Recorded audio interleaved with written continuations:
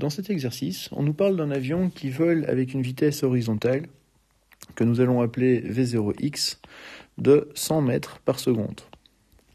Cet avion va perdre une pièce, et on sait qu'elle va toucher le sol que la pièce va toucher le sol avec une trajectoire de 45 degrés par rapport à l'horizontale. Il nous est demandé de déterminer la hauteur de l'avion au moment où ce dernier perd la pièce. Alors, pour pouvoir résoudre le problème, nous allons nous concentrer sur la trajectoire, donc le vecteur vitesse au moment de l'impact. Nous savons que la vitesse au moment de l'impact forme un angle de 45 degrés par rapport à l'horizontale. Cet angle est très important puisqu'il va nous apprendre toutes les informations dont nous avons besoin concernant la vitesse, la composante verticale de la vitesse. Dans un tir horizontal, nous savons que la vitesse horizontale ne varie pas. Ça veut dire que là, nous retrouvons V0x. Comme on voit apparaître un triangle rectangle et que nous savons qu'un de ces angles vaut 45 degrés, on peut en conclure qu'il s'agit d'un triangle rectangle isocèle. Ça veut dire que les deux composantes de la vitesse vont avoir la même valeur. Donc la vitesse finale en y est égale à la vitesse V0x.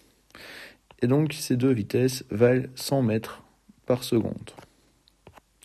En connaissant la valeur de la composante y de la vitesse finale et sa valeur initiale, donc V0y dans un tir horizontal est nul, nous allons pouvoir déterminer le temps de chute.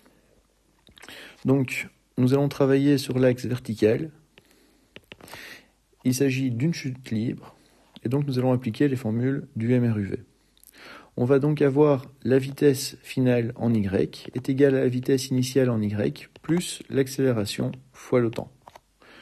Pour l'accélération, si on représente le vecteur accélération sur notre schéma et que nous représentons un repère ayant pour origine le point de départ de la pièce, on remarque que le sens du vecteur accélération et le sens du repère sur l'axe vertical sont les mêmes. Ça veut dire que l'accélération va valoir plus g, soit 10 mètres par seconde au carré. La vitesse y est de 100 mètres par seconde. V0y est égal à 0, plus l'accélération, donc 10, fois delta t. En résolvant cette équation, on trouve que le temps de chute est de 10 secondes. Alors, la distance parcourue pendant une chute libre durant 10 secondes est déterminée par la formule suivante. Delta xy, donc la distance parcourue sur l'axe vertical, est égale à la vitesse initiale en y, plus fois delta t, plus l'accélération fois delta t au carré divisé par 2.